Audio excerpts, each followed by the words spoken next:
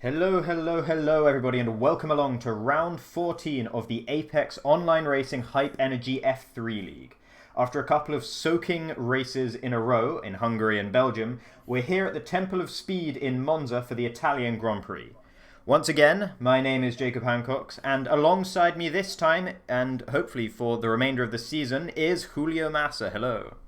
Good evening, everyone. Yes, I hope to be for the reminder of the season with you.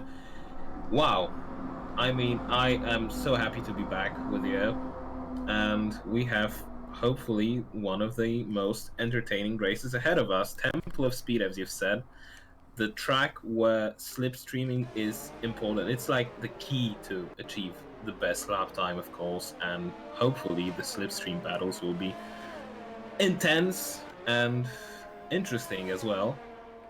Exciting, I don't know, you can find those words, of course. Yeah, absolutely. As we get further into the qualifying session, I'm sure it will be revealed to us exactly how important the slipstream is going to be to these drivers around here. And many of them already, early on in the qualifying session, already out on their soft tyres. So clearly, most of these guys feeling the need to get a couple of laps in early doors, which is interesting, because usually we tend to see these guys running the hard tyres at the beginning of the qualifying session and treating it more like a practice session. So that's interesting to see. It's looking a bit overcast up in the sky there, so there's a bit of a threat of rain. I'm wondering if towards the end of this qualifying session we're going to get a little bit of perspiration. Precipitation. Yeah. Not perspiration. Yeah, exactly. That might be, if it gets too exciting, maybe we'll get some perspiration as well, but Yeah, obviously. Racemaster with a 1 minute 19.7 is the first one to set a competitive lap time, of course. If we compare it to the fastest, I mean, we don't have to compare anything because Crucix is just even faster. Like, he's just smashed Racemonster's time, and Vaza goes second fastest in the Mercedes, 1 minute 19.0. I've had, ready or prepared the official qualifying track record set by Kimi Räikkönen last year of 1 minute 19.119, but it's like sort of, I think it's smashed right now. Schultes goes into P3. The Red Bull guys, I don't know if they are going to do it later in the session, but I've read sort of, or like been in part of their conversation earlier in the week, and they wanted to try out the slipstreaming later on in the session probably, so let's see if that pans out. Speaking of slipstreaming, the Williams boys, the two German drivers in the Williams team, who we saw working together last time out in Belgium, offering a slipstream down the Kemmel Straight, have been slipstreaming each other once again, and Donator getting the benefit of it on this lap as his teammate pulled off to the side just before the Ascari chicane. Into the very final portion of the lap he goes now, currently down in 15th, of course, having not set a lap time yet, through Parabolica, runs too wide on the exit and almost loses the car entirely. That will probably have invalidated his lap time if nothing else, and across the line he comes, and yep, it was indeed an invalidated lap time from Andonator, so that's not a good start to the qualifying session for him, particularly if it looks like it's going to start raining anytime soon. And the Red Bull guys are already at the slipstreaming tactic, because they were doing that down to Ascari as well. And Camille Comoy, let's see. He rounds wide in Parabolica, so yeah, probably another invalidated lap time, but no. Interestingly, yeah, because, well, he went wide in the first part of Parabolica. He didn't go wide in the second part, where usually we think there are going to be cancellations of the lap time, but let's give him, I don't know, it's like credit of the doubt or something like that. I don't know how you say it exactly. Yeah, benefits of the doubt we'll give him. Oh, benefit, yeah, of course, benefit. Like Sebastian Vettel in Q3 and Monza this year, yeah. Absolutely. Well, we hope we don't have the farce of Q3, of course, like we've had this year at Monza. It was beautiful to see. I actually was in Monza this year, so. Oh really? Oh wow, that must have been. So yeah. Oh, yeah, that was funny because I was sitting with the British guys as well, and we were chatting about this, and well, we were sort of laughing about it, but everyone was a bit disappointed not to see a real fight for the lap time. But it's funny when you see 8 cars going past you, like, I don't know, in 2 seconds intervals or maybe in 2 seconds really. So yeah, it's a shame that they didn't set any lap time, but at least we've seen guys, the cars fighting ahead of us still. You definitely saw something unique there. That's for sure. Yeah, for sure, for sure. Bolash Kevin, currently sitting in second position in the championship after losing his championship lead last time out after DNFing in Belgium, has been having a pretty rough time so far in this qualifying session. He aborted his first lap, came straight back into the pits. This is his second try now on a second set of soft tyres, and we saw him running very, very wide through Variante della Roggia, the second chicane, and went completely into the gravel there. So this will not be a fast lap time if he even completes it, and it looks to me like the Hungarian is going to dive straight back into the pits once again. So really poor start to the qualifying session for him. He'll be starting to feel the pressure just about now, I'd imagine. Yeah, pretty much under pressure. He has like probably a third set of soft tires, but it will be his last one, I assume. Mm-hmm. Of course, the lap time here is short, and he may stick in a fourth run, but that's not part of his strategy, I imagine. Meanwhile, Ripson goes into P4, 119.2, and let's see who is. I see Vaza has started a flying lap behind. I think that was Jezza. Yeah, I was behind Jezza at the start of the straight. Of course, the slipstreaming as is the best tactic, and you know, when you can use some other drivers slipstream, it would be even better for you. Indeed, absolutely, and he got a little bit of a benefit of a small toe from Andonator, but Andonator quickly got out of the way. We see Selig going around in second Lesmo. Recovered the track now, has the front wing is destroyed a bit. Sorry, we're getting some roboting going on at the moment. He will have to board his lap, obviously, and he will also have to pit. No time for Selig, S1 set, I don't know how seasoned. Sorry, we're cutting out a little bit there, a little bit of roboting at the moment. Something wrong with the connection between us at the moment. So I hope that you can hear me cleanly, at the very least. Yeah, yellow flag in sector 2 again, but that may be just, I don't know what. Slow coming. Meanwhile, Andonator down. I'm losing you. I don't know. Sorry about this. Okay, so Andonator currently sitting down in 17. I have the same thing with you. I don't know what is going on actually. Ooh, interesting. Okay. Maybe it's temporary. Hopefully. Fingers crossed. Yeah. So interestingly, I seem to be hearing Julio about 30 seconds later than should be the case. There's a very big delay in the transmission between us at the moment. So sorry if we cut each other off. I'll have to bear with us on that. Right now I can. I couldn't do that earlier, but right now I can't. Hopefully it's done, but I can just, see what's going on. So yeah, a little, maybe technical bit. Yeah, I think it might be my connection, actually. I seem to be struggling quite a bit here in the lobby as well. There just seems to be some connection issues for me, so I apologize for that. Not much I can do about it at the moment. Not downloading anything or anything like that at the moment. Session? I think you're still in the session, as far as I'm aware. I didn't see you leave the session at any point, but I think this might be on my end, unfortunately. Andonator coming across the line. It seems like he set a lap time in the top right, but I think he must have invalidated. Oh no, there it is. Okay, so it does come across. Yeah, so I'm really struggling. Astronomical pain because 2006 milliseconds is my ping right now. I don't know why. Never had that. So absolutely never had. I don't know what's going on. I'm having a lot of lag to Discord as well. Sorry for these technical difficulties, everyone. We'll see if we can just about bear with it. I didn't see Andonator's time pop up to the top of the charts until very late on during his lap, so I think I might just be lagging a long way behind. But if we're both lagging to Discord, that's particularly peculiar. Hopefully. Yeah, I am. Okay, so anyway, we'll press on for now and see what we can do. Bolash, Kevin and Andonator, who were both struggling to set lap times until recently, have both managed to set lap times, and what lap times they have been able to set. Connection, Andonator. went into P1, obviously. Kevin Bolash in P2. Are we having another problem? I think the problems might still be very present, unfortunately. But yeah, as I was saying, Andonator first, Bolash Kevin second, Camille Common in third position at the moment with Kruzek's Waza, and then the two McLarens down in sixth and seventh. The fellow Racing Point Shad just skipping the first chicane there on his what might be his outlap. I am going to restart this here probably. I think that might be a good idea. Hold on. We will try and deal with these technical difficulties. 1 second, everybody.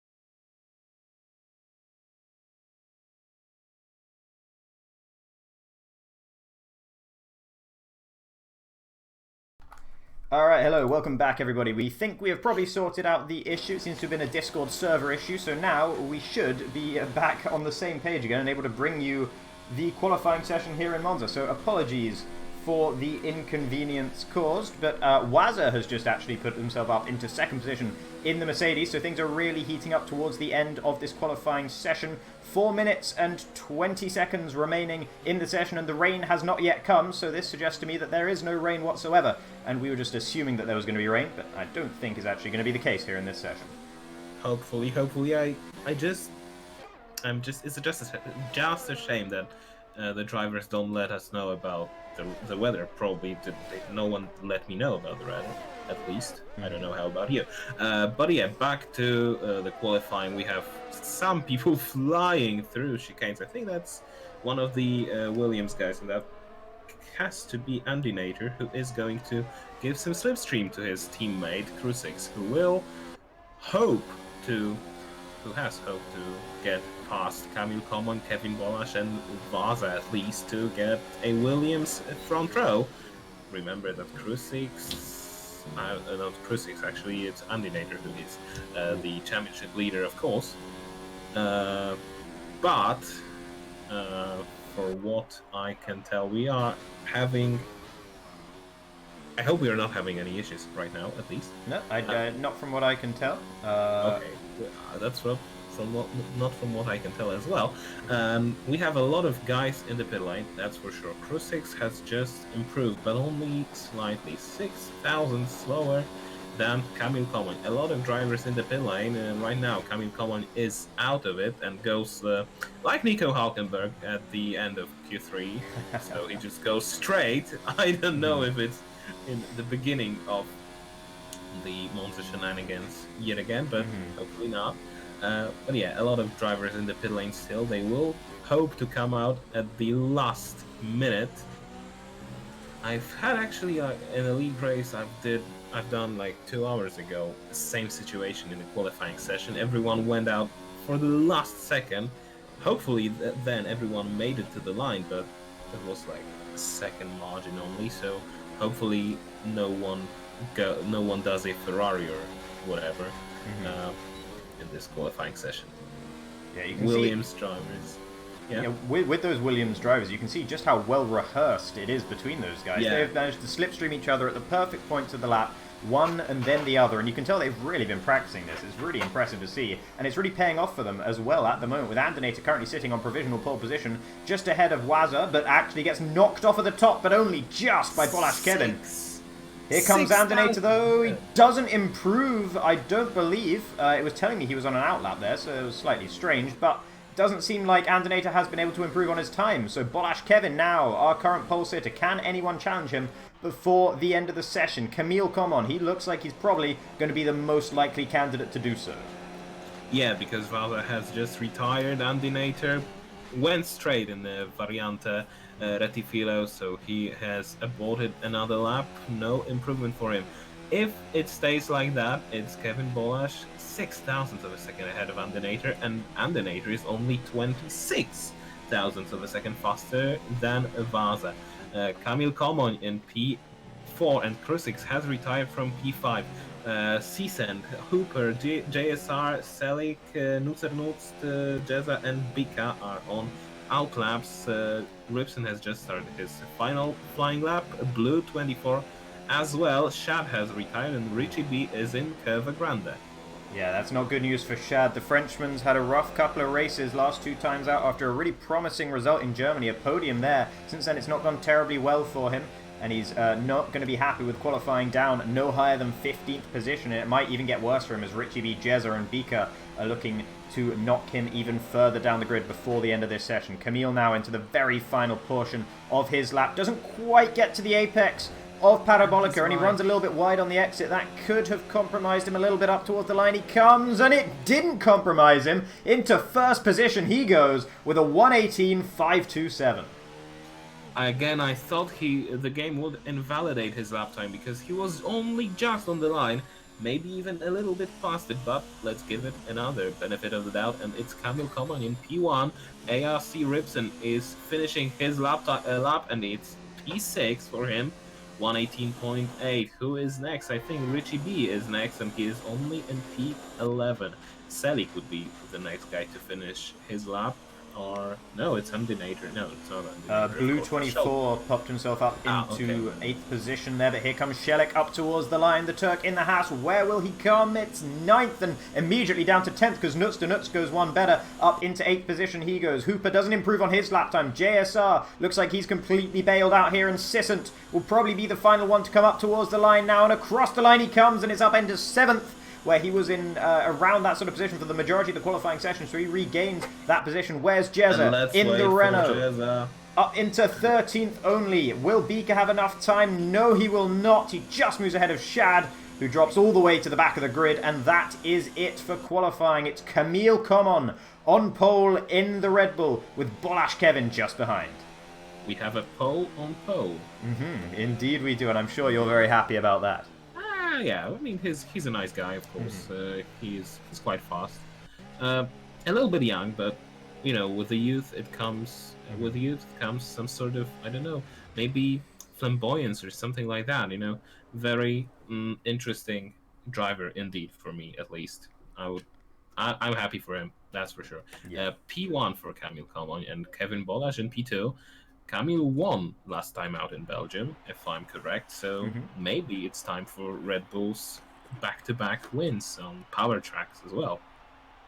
We'll have to see, but yeah, Camille, come on, there, taking the battle to Bolash Kevin once again. We've seen those two battling out so many times, and they're first and second in qualifying once again. Andinator, our championship leader, in third. Waza with a good performance in fourth. Kruzix fifth. Ripson sixth. Sissant seventh. 3 Germans in a row there. Schultes and Nuts 8th and 9th. And Blue 24 rounds out the top 10 in the Renault. Not a bad qualifying for him, though he will be the furthest back of the drivers who will have to start on his qualifying tyres. So he's probably not going to be enjoying that once we actually get into the race session itself. But yeah, it's been really... Aladar has left the session. Aladar has left the session. That's not very good news. I'll see. That's not very good.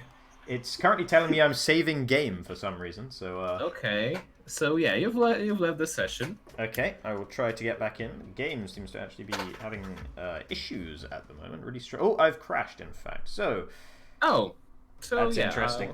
I will restart the game as quickly as I possibly can and try desperately to get back into the session before the time is up, if Steam would actually respond to me. Technical issues, please stand by. Yeah, absolutely. That's kind of the motto of some of my AOR streams recently. Most of them haven't been my fault, although this one does seem to be an issue on my end, so I'll probably try to get I hopefully will be able to actually get back into the race before the race itself actually starts. Just someone mentioning in chat that Shad, by the way, had a DRS problem in qualifying and wasn't able to open his DRS, so that will explain why he was so far down. And at all the tracks to have that issue, Monza has got to be the worst. So that's another one, of course, because we have another of those issues. But yeah, let's for the moment, let's see how the race strategy looks like. Of course, the soft and medium tires are the only logical option on this track. There isn't too much maybe tire degradation. Of course, top 10 on these soft tires. These are C4 tires, just to remind you. And from the back of the grid, only JSR and Richie B have chosen to start on the softs. Selig, Hooper, Jezza, Race Monster, Bika, and Shad have chosen medium, so C3 compound. And just a reminder, Camille, Common, Aladar has joined, so hopefully you will make it in time. But for now, Camille Common is in P1, Kevin Bolash in P2, and Andy Nater in P3. Funnily enough, it's of course the top 3 in the overall standings, so they are in a good form. Yeah, top 3 in the overall standings, but not in the right order. Andinator and Camille have had their position switched, as Kruzix is disqualified from the session as soon as I join back. So, should be... And Ripson as well. Looking good now, yep. Okay, so, looks like I'm going to be okay. So, crisis averted, as I do manage to get back into the lobby just in time. That's the best timing, you know? Just quickly check those tyres that you mentioned, as you were saying there. There you go. Seeing everyone down there, apart from JSR and Richie B, who do opt for the soft tyres, everyone else running the harder medium tyre at the start of the race, those of them who had the choice electing to go with that tyre. So, as they line up on the grid here, it is Camille Common, the pole on pole, with the Hungarian second alongside. Those two have been battling so often throughout this season so far, and we've only had really 3 races since they've joined the league, but it's been great to watch them go at it. Andinator in third, our championship leader. What can he do as well? Really taking it to them in the Williams. 5 lights on now, and we are underway here at the Temple of Speed, and it looks like a pretty solid start for most of the drivers. It looks like Camille's bogged down a little bit, actually. He's going to be challenged into turn 1 here by the Racing Point up his inside. Looks like he's been able to hold it around the outside just about. Can he keep his nose in? For turn 2, I think he has been able to, but no, there is Bolash Kevin up into the lead in the pink car with Wazza and Andinator battling behind as well. Wazza in the Mercedes up 1 position from where he started. So great start from him as well. Schulte's up 3 positions from his starting slot of 8th. Great start from the second Red Bull as well, but not such a great start from the lead Red Bull, who's gone from pole position down into second on this opening lap. Yeah, but he's just behind Kevin Bolash going onto the second big straight of this circuit, of course. No crashes down the field, of course, so that's good to know. We can have a really interesting battle throughout the field, really, like a big train of cars going into Ascari now, and it's Camille Common still 1/10 behind Kevin Bolash. Kevin Bolash actually didn't make any mistake going through Ascari and has actually extended his gap. And he is already starting. Well, we have some yellow flag in the background, and that's Richie B, who had some problems, and JSR as well. So, as I've said, we didn't have any issues. Well, the issues have started. I'm having a few screen freezes here, so hopefully my computer because lasts out. one driver joined, but I don't know why. But it's Camille Common who is attacking Kevin Bolash into turn 1, but it's still a long way to go, and still a long way to make that move stick. So Kevin Bolash actually has made it better, and the guy Grzesiu has left the session, so hopefully he won't be the cause of your screen freezes. Yeah, unfortunately, Grzesiu not making it in time to actually participate in this race. He's had a pretty rough time of it over the last few races, and even worse for him is he can't even make it in time for this race itself. They're trying to join the session a bit late. Oh, nuts to nuts up the inside of Blue. Pretty hefty contact between those two drivers. I didn't see any carbon fiber going flying, and it looks like the Ferrari driver has been able to barge his way up into 9th position, back up to where he started, reclaiming that position away from Blue 24 in the Renault, but the Renault driver might have something to say about it as they head up towards Ascari. No, he's just going to stick in behind the Austrian for the moment, and Nuts to Nuts takes the position away. That was some brutal racing, but also fair, I would say, because no damage for the Renault car. Of course, they are 1 second behind the next car, that's Cent in Alfa Romeo, but yeah, they are sort of the beginning of another train. But let's see who has the fastest lap. It was Kevin Bolash, then Kruzix, and Camille Common is again attacking Kevin Bolash. Will he try to overtake the Hungarian, but no, not again. And Andenator tried to at least let Vaza know that he is behind him, but nothing happened. Nuternut still fighting with the Blue, but this time, well, Blue had the outside line and made a mistake because he has lost position to Selig. Yeah, under pressure here from the Haas driver who has the inside around Curva Grande there. Here into De La Roja they go. It's Blue with the inside line though, and he shuts the door nicely. Keeps the position away from the Haas driver at the moment. Shelik on those medium tyres compared to the soft tyres of Blue will give him a disadvantage in the battle at this stage of the race, but it's only a matter of time before those yellow-walled medium tyres become the tyres to be on, and the guys on the red-walled softs start feeling the pain. Meanwhile, Schulte's falling away from Kruzix and Andenator up ahead of him a little bit. That's going to cost him as we get into the part of the race where DRS becomes a factor, because we know how major the DRS trains can be in this game and in these races, and if you fall out of DRS range just before DRS is enabled, that really won't help your ability to stick with the car ahead, so he needs to try and get back in range as quickly as he possibly can. Meanwhile, Andenator all over the back of Wazza as they head down towards turn 1 once again. Yeah, Schultes only just made it into the DRS window once again. The DRS detection point for the start-finish straight is on the entry into Parabolica, and he was like 925 thousandths of a second behind Kruzix, but he's already behind, well, less than a second behind him. Vaza, meanwhile, is outside the DRS window for Kamil Komoy, so he might have a bigger problem from Andenator next time round. And apart from that, well, at least the DRS is working in this race. Remember what happened today in Abu Dhabi. Provided an interesting change, but I was pretty glad when the DRS was re-enabled, I must say. I mean, that's not the track where you want to see that. Maybe in Monza or Belgium, that would be nice, but not here, not in Abu Dhabi. Absolutely. But it was funny. Yeah, apparently it was a server glitch or something, so I've heard later. But yeah, it took a while to repair this DRS system, but we were glad that it returned, and we are glad that here we don't have any server glitches. Maybe sometimes some drivers have the issues in qualifying. Kamil Komoy ahead again, just behind Kevin Bolash.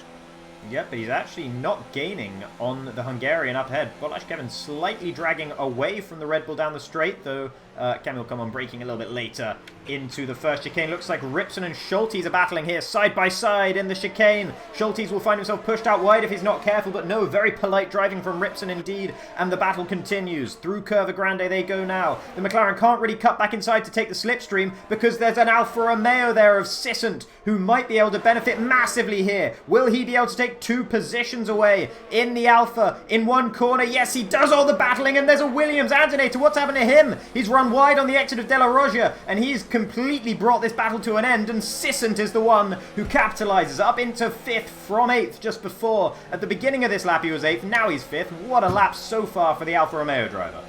3 positions gained in 3 corners, basically, from Curva Grande to Variante de la Roja.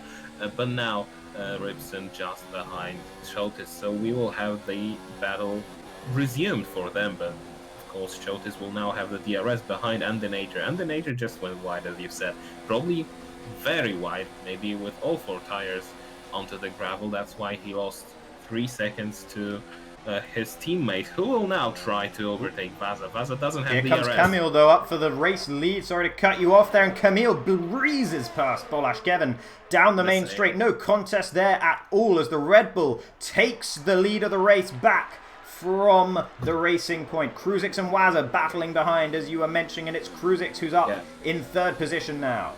That was the same story as for Kamil Komoy, so both, they were really straightforward overtakes. Nothing really Vaza and Kevin Bolash could have done there.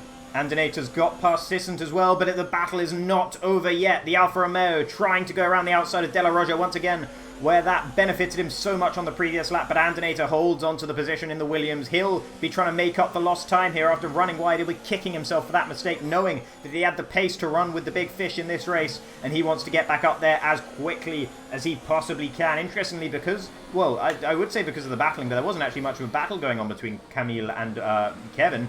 But Yeah. Kruzix has actually got back within DRS range of these guys now. So the Williams has some pace here, and Kruzix is the man to show it once he's got past Wazza and the Mercedes behind. Yeah, but I'm looking at the ERS deployment, and Kruzix was going all the way up to like ERS mode 5, so that's hot lap mode. Meanwhile, Kevin Bolash and Kamil Komoy, they were going in 0 deployment in harvest mode even. So let's see if Kevin Bolash can regain his lead into turn 1, and he does it with ease because he just cuts off. Closes the door even on Kamil Komoy into turn 2, and he is back in the lead. And now Kruzix will try to overtake the Red Bull driver going into Variante della Roggia. Can he do it? Can he find some gap going into that corner? But no way for him, at least for now. And I don't know if we've said, but Ripson is ahead of Schultes. Sorry about that noise just outside my window. Some sort of... I thought that there was some sort of plane landing just close to you, but I think maybe it was a bus. And meanwhile, Nutzer had a big problem going through through Lesmo 2 on the last lap. He lost a position to Selik, and he is struggling because Hooper is now just behind him. And I think the medium guys, the guys on medium tires, are now getting really, really fast, because it's the time where the medium tires are switching on. Meanwhile, the soft tires, they are a bit worn right now. Yeah, and Blue and Nuts to Nuts really feeling those effects now as Shelik has been able to get past both of them in the matter of one lap, but back up at the front. Look how close these three are. It's Bolash, Kevin, Camille Common and Kruzix, and Kevin going defensive into the Rettifilio here. Over the curbing he goes, and actually he holds onto the position pretty nicely there. Camille just tucking in behind him. Kruzix not really looking like he was interested in trying to get past these drivers right then and there, playing a more patient game in the Williams, and maybe not that patient as through Curva Grande he's got a really good run on the Polish driver up ahead of him at the moment. Looks like Nuts to Nuts has some problems down towards the bottom of the field, but Camille Common holds on to second position for now.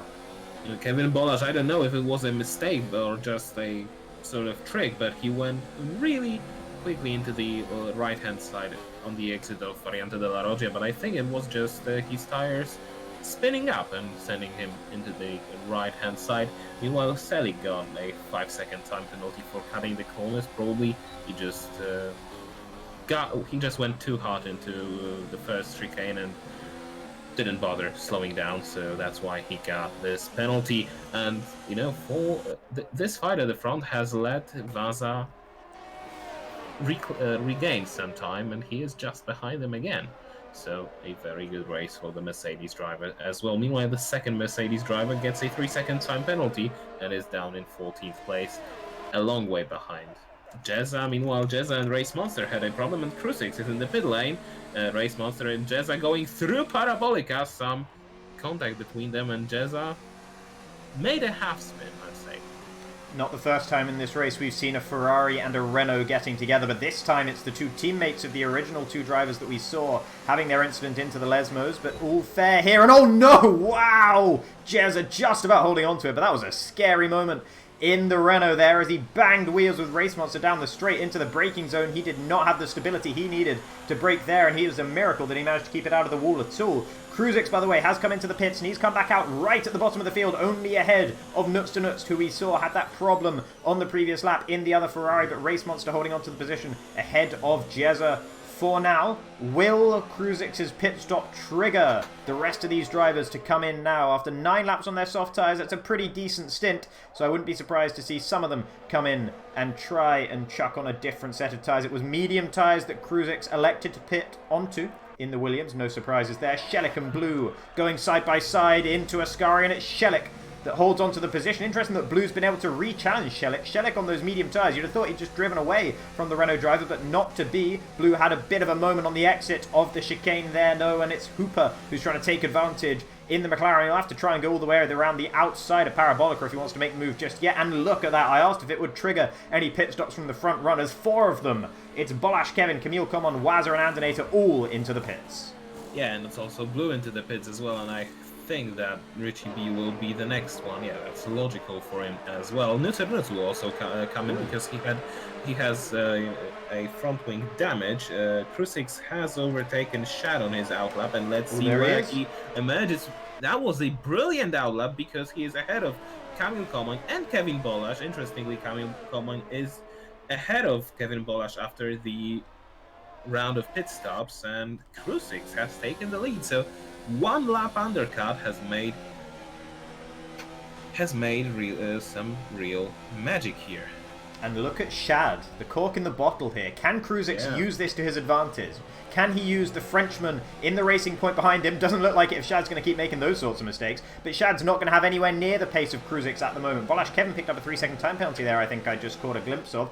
But if Kamil and Kevin and Wazza are all stuck behind this racing point, doesn't look like Kamil will be for long though, as he gets a much better run out of the second Lesmo. Will Kevin get good service from his teammate and just be able to breeze straight past after Ascari up as they head up towards Parabolica? I wouldn't be surprised if Shad just lets his teammate through. We've seen pretty good teammate working together, good teamwork throughout the field in the qualifying session, particularly the Red Bulls and the Williamses. Will the Racing Points have the same as 3 more drivers pit from the front of the pack? And no, Shad has not yet let Bolash Kevin through, but he still has a good opportunity. Kevin not losing too much time at the moment, but he really needs to get past his teammate as quick as possible. Cecil Ripson and Schultes are as well in the pit lane, but they will emerge quite some way behind Vaza at least, and probably behind Andinator as well. Let's see, Season or Andinator, who will be ahead? They are going side by side through the first chicane, and it's Andinator who has the upper hand, but they are still, was on the line, on the limit of spinning out and hitting the barriers outside of the track. But now let's see if Season can retake that P11 for now, but it's actually P10. No, P10, P5, net P5, I think, something like that. Yes, I believe Vaza ahead of Shad, but 1.8 seconds behind Kevin Bolash. If someone lost the most, if we have to choose someone who lost the most time in the pit lane, that is certainly Vaza. For now, at least 2 seconds behind Kevin Bolash, who is 8/10 of a second behind Kamil Koman, who is all over the back of Krusix now.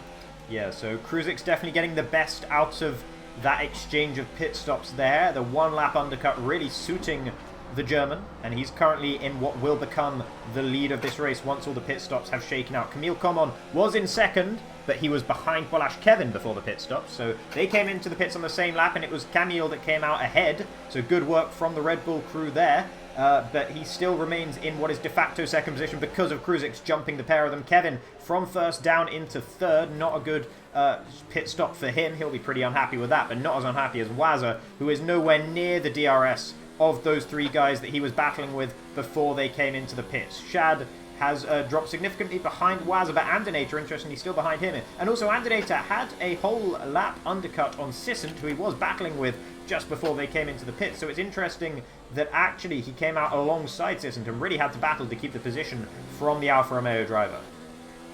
Yeah, exactly. And now it's time for Kamil Koman to think. Can he overtake Krusix and build a big enough gap that he won't be contested by Krusix or Kevin Bolash, or can he, or should he stay behind Krusix, regenerate his battery and attack on the last lap, because it's basically the second stint.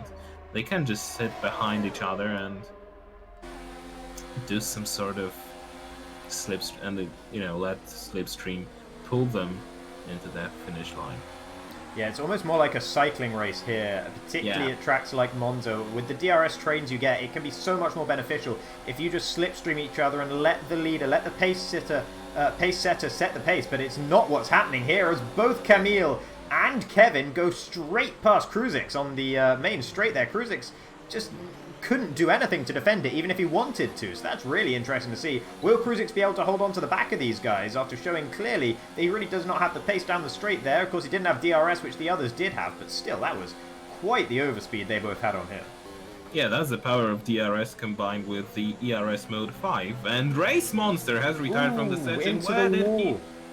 Into the wall on the exit of De La Roja on the right-hand side. I think he might have been battling with Jezza once again. Didn't quite catch it. It might have been Beaker or it might have been Jezza, but I think he was side by side with somebody, and we did see him getting together with Jezza a couple of times earlier on in the race. So if it was with the Renault driver, that's something that's going to be sorted out after the race, I'm sure, between those two. If they've come together 3 times in the same race. Sissant and Shad, they're battling, but Sissant taking the position away from the ailing Frenchman in the racing point on what are rather old medium tyres compared to what everyone else has on their cars, and compared to the rest of the drivers that started on the medium tyres, Shad is absolutely nowhere. So his disappointing qualifying was partially explained, of course, by the fact that he didn't have the DRS available to him in that session, but since then it's not really got any better for the Racing Point driver, and he's really showing a bit of a lack of pace here. Beaker passed by Camille. Kevin needs to get past Beaker as soon as he possibly can, and he does. Locks up though and almost hits the back of the Red Bull up ahead.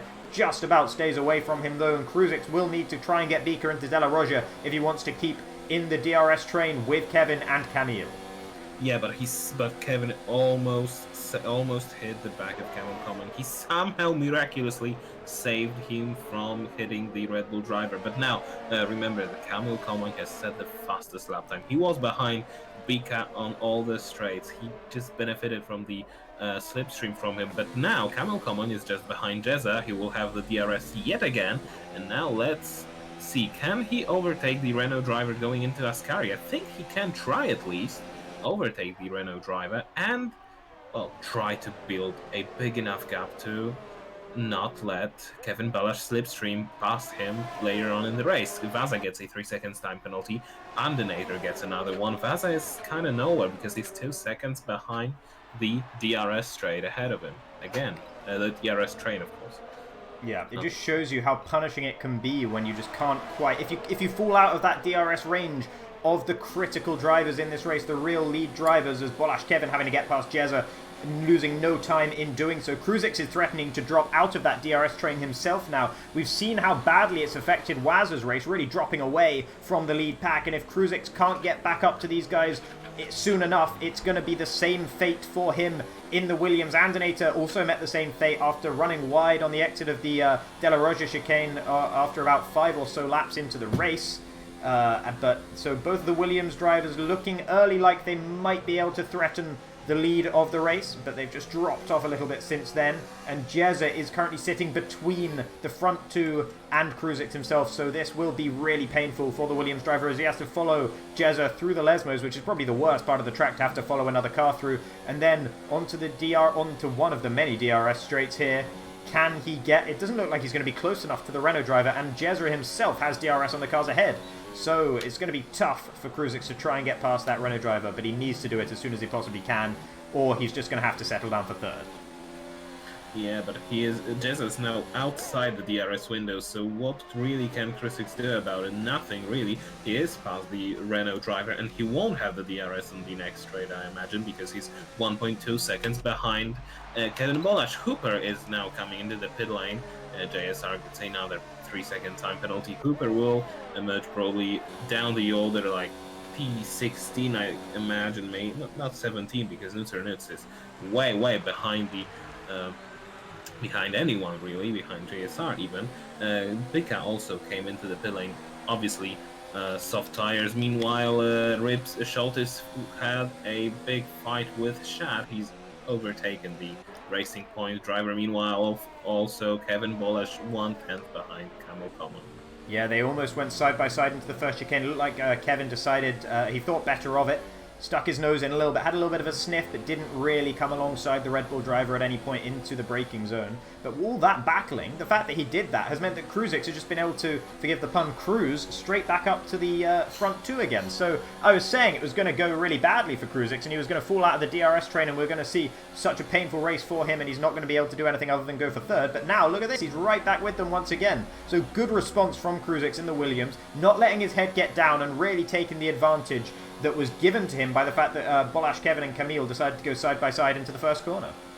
Yeah, but also remember that Kevin Bolash made a slight mistake going through Variante de la Rogia. He went with his two wheels onto the gravel. Obviously, that slowed him down. That's why he was 6/10 behind Kamil Koman in the Lesmo corners. But now he can overtake the Red Bull driver, and he will do that with ease, probably going into the turn 1 chicane, and he does it with relative ease, maybe, because he didn't overtake Kamil on the straight. He just had to brake later than him.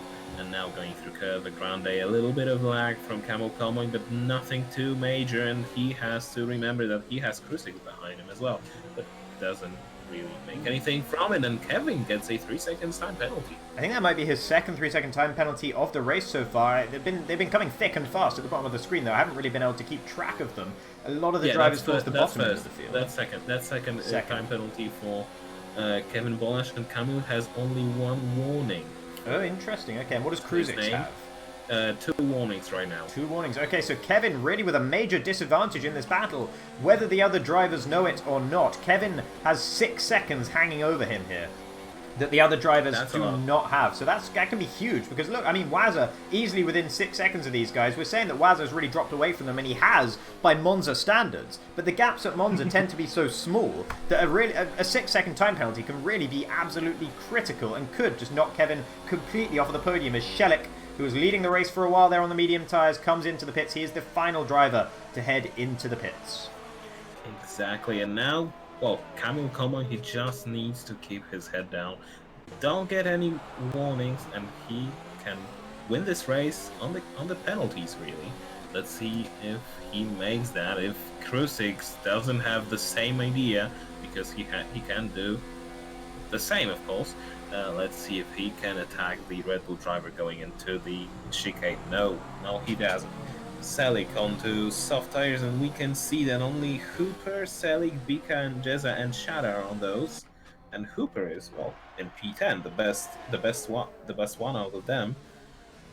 But Selig, he can have some interesting pace later on in the race. Maybe we'll fight for the points. Hooper, meanwhile, can get as high up as into P9, maybe, but P8 also is reachable for him, unless he has bad pace in those soft tires.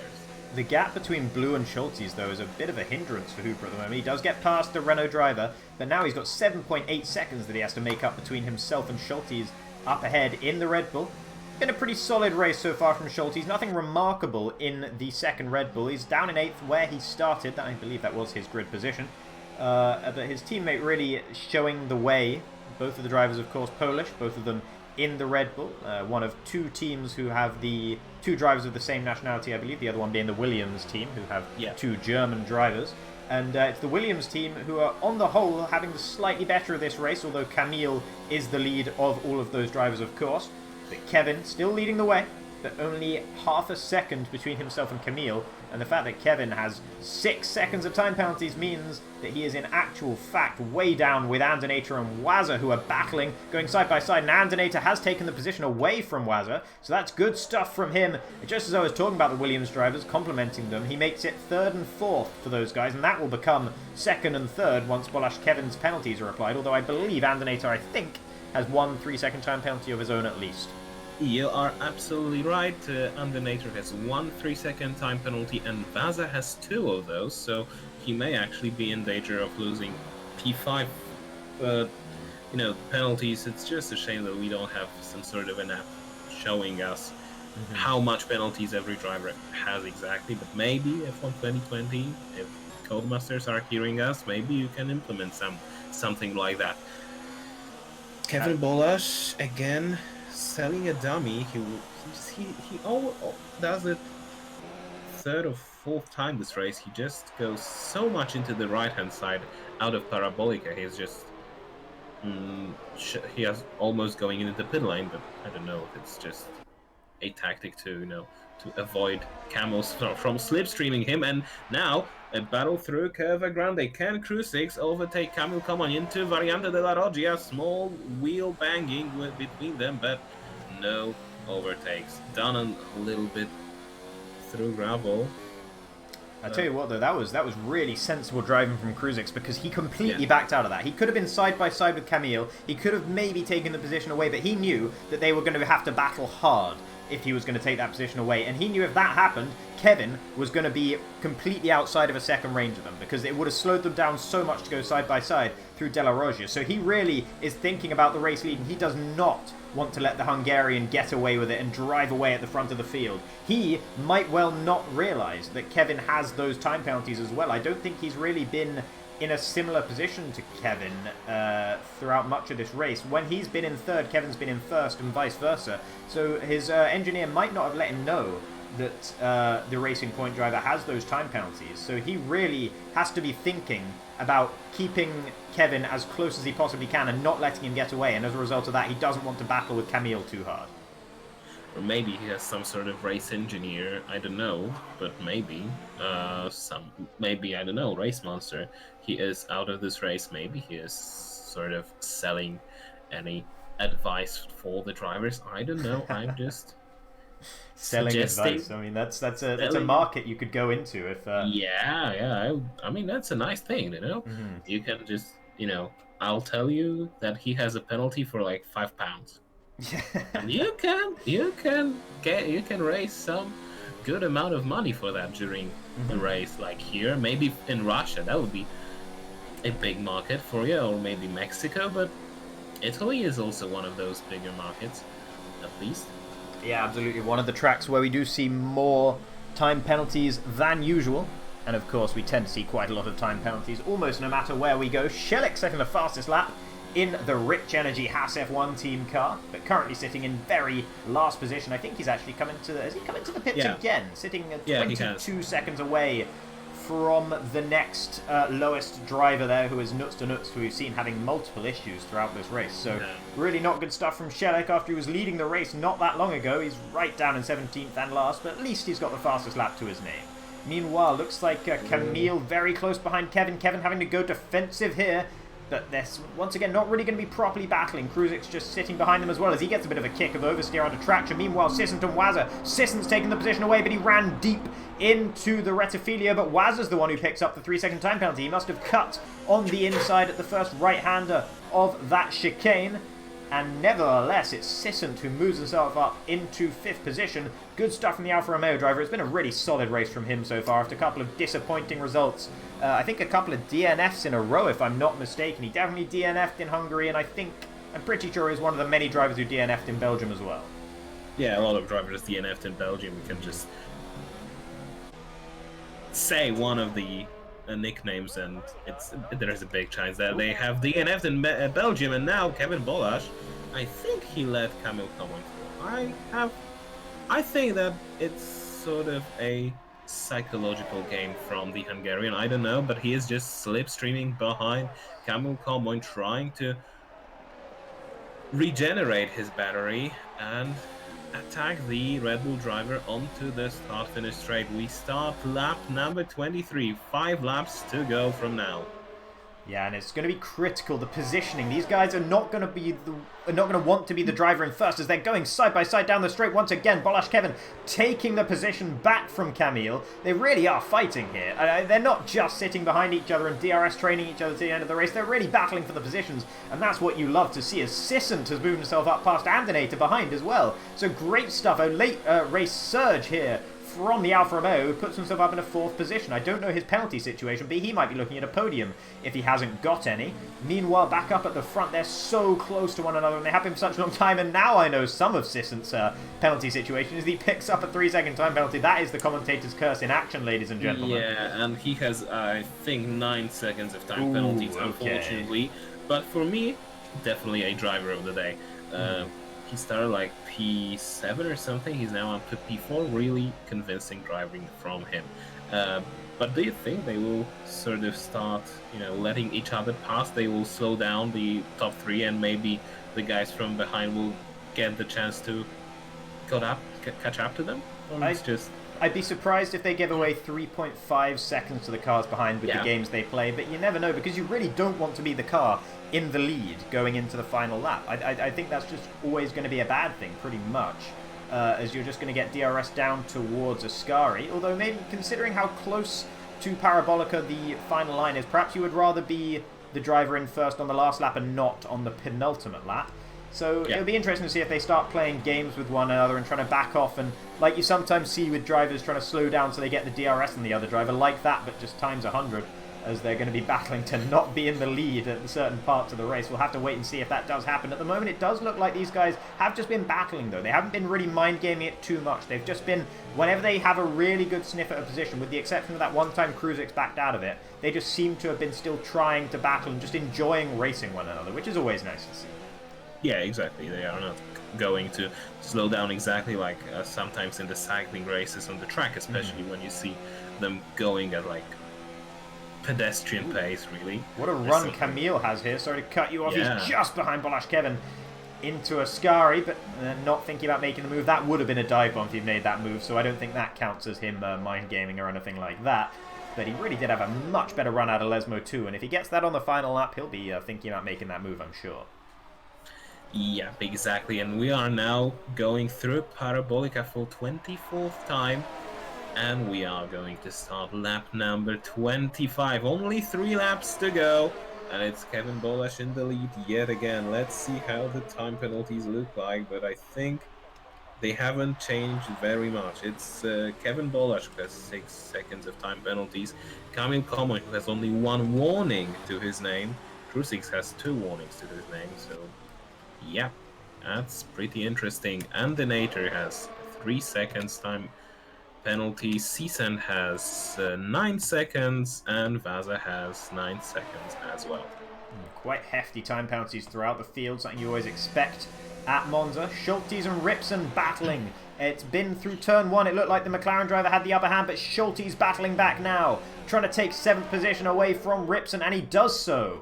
Out on the exit of De La Roggia there, and through the Lesmos he goes, and he is up into 7th position in that Red Bull. 1 up from where he started. Not sure about their penalty situation, but we can't remember everyone's penalties in this race. That would be an absolutely mammoth effort. Sissant close behind Andonator. Those guys have been trading positions a little bit, and Waza desperately trying to cling on to their coattails there. Meanwhile, Camille, 0.8 of a second all of a sudden between him and Bolash Kevin, and usually you'd say that means they're pretty close to each other, but considering that gap has hardly gone above 0.5 of a second since they came into the pits and strapped on those medium tyres, I'm quite surprised to see Kevin really putting on a bit of a spurt towards the end of this race here. With the penultimate lap having begun, Camille doesn't really look like he's in a position to make a move anytime soon.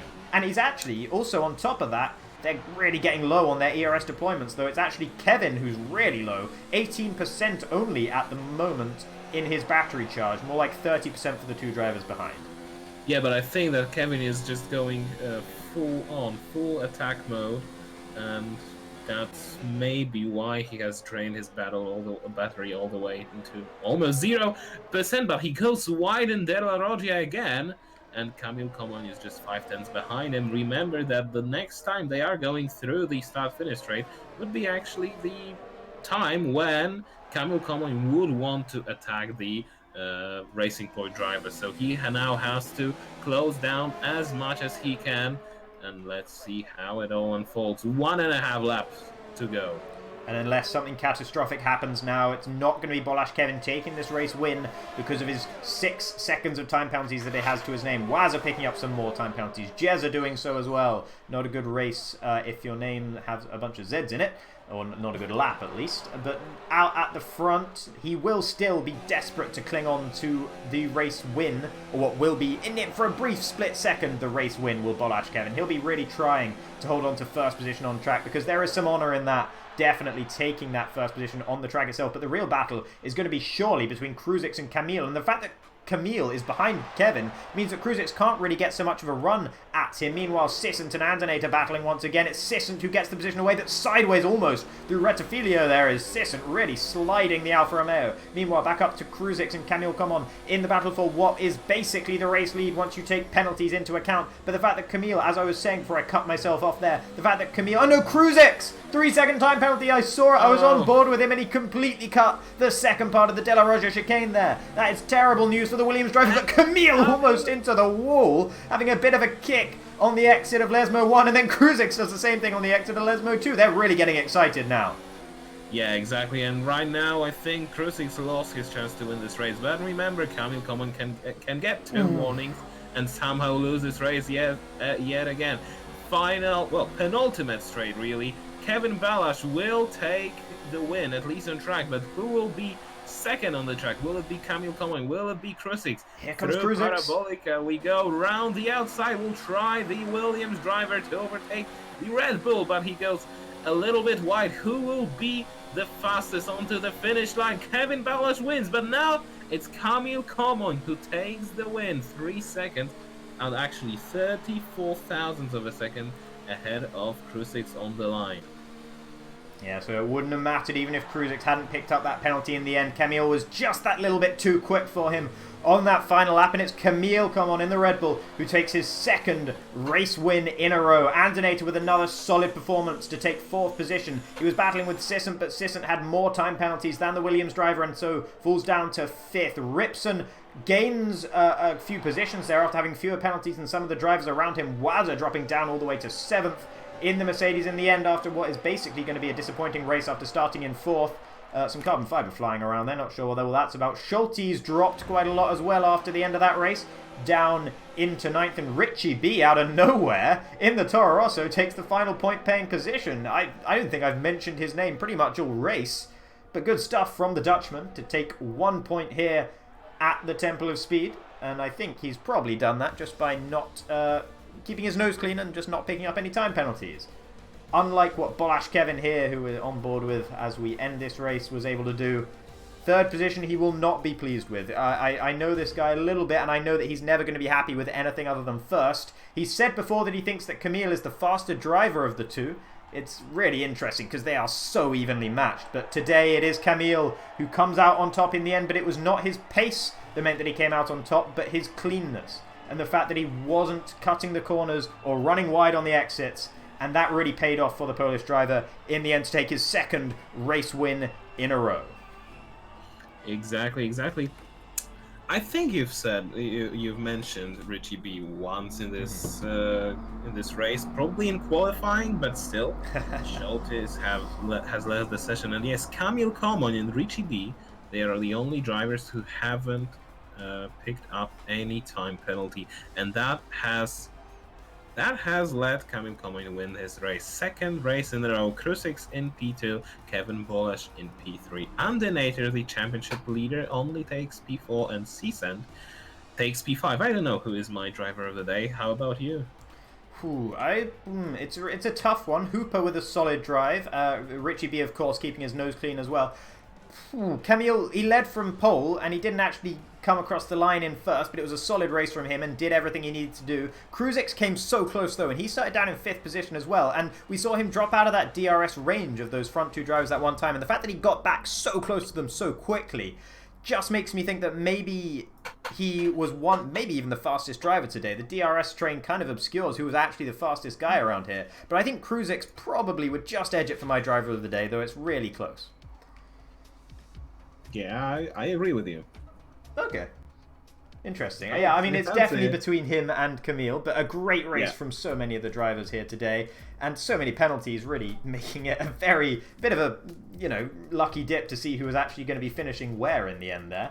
But in the end, of course, it was Kamil who took the race victory. I'm afraid I have to dash off after this, so I'm not going to be able to stick around and try and do any interviews, but thank you very much for joining me, Julio. It's been an absolute pleasure, and I hope to see you. I think it's next week, right? The next race? Pretty sure. I think it's the next week. So next week we are heading to Singapore.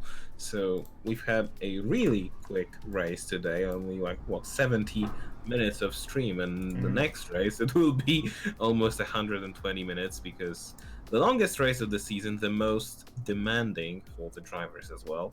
Yeah. I am very much looking forward to it. It'll be maybe even better than Monza because this one was intense in terms of the DRS slipstream trains, but the Monza race, it will be the Singapore race. This will be a real classic.